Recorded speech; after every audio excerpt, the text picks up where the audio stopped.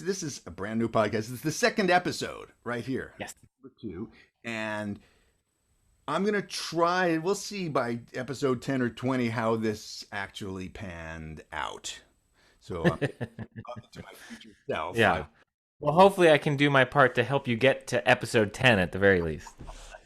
And one of the things that I want to do is have a few little segments in the show here. So the first segment is a segment I'm calling Groove Hacker. Like, at Berkeley, I've got a lot of the singing cellists find me there to study. And so, this idea, we're starting with a band album arrangement. How can we reduce it, so to speak, into our solo instrument? And so I had to do that with my own song. And so I don't know if it would be helpful to hear the original before I can kind of talk about how I approached it and how people can think about it. But this, you'll hear, this is a song of mine called Make It Right. And it's from my album, The Edge of the Atmosphere.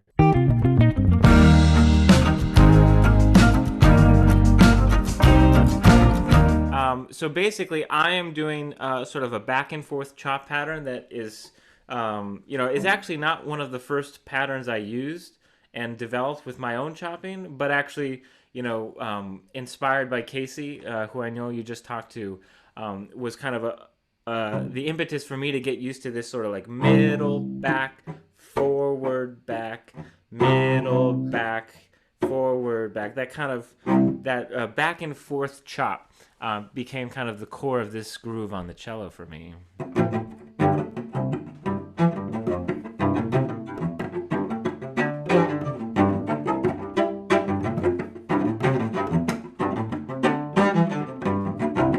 So that's kind of like my little intro that kind of gives me a bass part, it gives me a drum part, and it gives me that little pentatonic-y vibe of the cello part.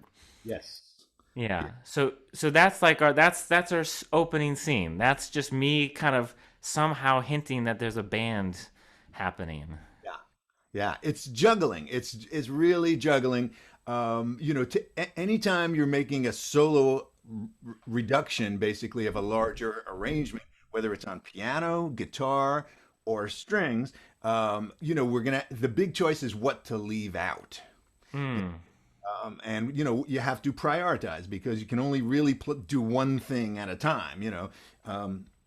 But this illusion of creating several different voices happening, like a drum voice, a bass voice, a guitar rhythm riff in Yeah. there, all kind of perking along together, is where the real magic and the artistry of it happens. Because you can learn how to do a chop, you can learn how to, play a bass line, but figuring out how to prioritize that, how to bring them all together, and then actually physically executing it, is the art of the groove. Nice. Yeah, I mean, it takes sort of this very subjective creativity